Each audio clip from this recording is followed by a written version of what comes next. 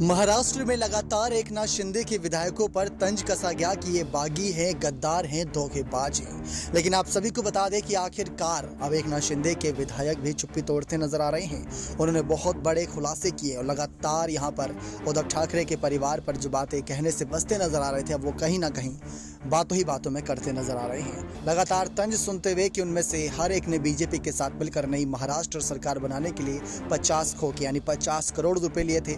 बागी शिवसेना विधायक गुरुवार को अपने उस वादे से पलट गए कि वो अपनी पार्टी के संस्थापक ठाकरे परिवार को कभी निशाना नहीं बनाएंगे। असेंबली सत्र के अंतिम दिन गुरुवार के बागियों ने, जो अब बीजेपी के साथ सरकार में हैं, विधान भवन की सीढ़ियों पर अपना अभूतपूर्व प्रदर्शन जारी रखा और बड़े उग्र ढंग से शिवसेना नेता और उद्धव ठाकरे के बेटे आदित्य का मजाक भी बनाया।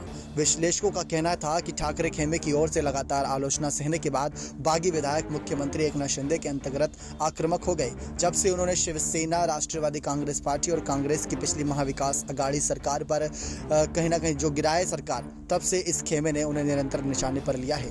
विधानसभा सत्र के शुरू से ठाकरे गुट ने बागियों द्वारा दल बदल के लिए बीजेपी से 50 करोड़ रुपए रिश्वत लेने के बारे में नारे लगाए हैं और ये भी कहा कि उन्होंने प्रवर्तन निदेशालय यानी ईडी के डर से ऐसा किया है।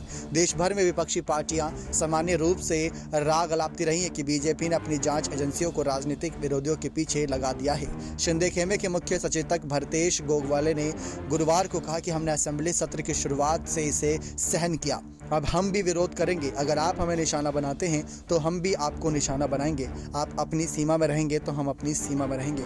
मातोश्री को लेकर यहाँ पर उन्होंने ये बात कर दी थी उस पोस्टर में आदित्य ठाकरे वाले कि मातोश्री पहले हम जाते थे तो हमारे लिए द्वार बंद रहते थे, मुलाकात ज़्यादा नहीं हो पाती थी, लेकिन आज वही सब हमको मातोश्री बुलाने के लिए अपने द्वार खोल के रखे हैं। बागी विधायकों को बैनर्स उठाए देखा गया जिनमें उन्होंने आदित्य ठाकरे को परम पूज्य पप्पू युवराज कहकर संबोधित किया और आरोप लगाया कि पर्यटन मंत्री की हैसियत से वो कभी घर से बाहर नहीं निकले, लेकिन अब राज्य का दौरा करके ठाकरे गुट के लिए समर्थन जुटाने की कोशिश कर रहे हैं। बैनर पर एक तस्वीर बनी थी जिसमें ठाकरे घोड़े पर उल्टी दिशा में मुंह करके बैठे थे।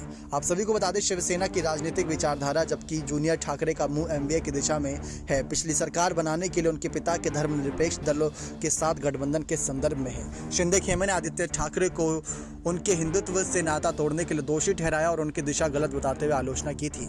आदित्य पर यहां पर निशाना करा। साथ ही साथ उन्होंने ये भी कहा कि ठाकरे ने यह भी कहा कि उन्हें खुशी होती अगर बागियों ने किसानों के कल्याण जैसे वास्तविक मुद्दों के बारे में बात की होती। साथ ही साथ युवा सेना नेता ने शिंदे कैंप पर एमवीए के साथ विश्वासघात पर आरोप लगाया था। सरकार गिरने को लगातार यहाँ पर कहते नजर आए हैं आदित्य ठाकरे, लेकिन अब बागी विधायक और एकनाथ शिंदे भी अपनी चुप्पी तोड़ते नजर आ रहे हैं। ठाकरे परिवार को लेकर और मातोश्री को लेकर तमाम बातें जनता के बीच रखते नजर आ रहे हैं। वापसी तो नहीं, लेकिन हाँ, एक कह सकते हैं आक्रामक नेता के तौर में इन सब की वापसी देखने को मिल रही है। नेक्स्ट 9 न्यूज रूम की रिपोर्ट।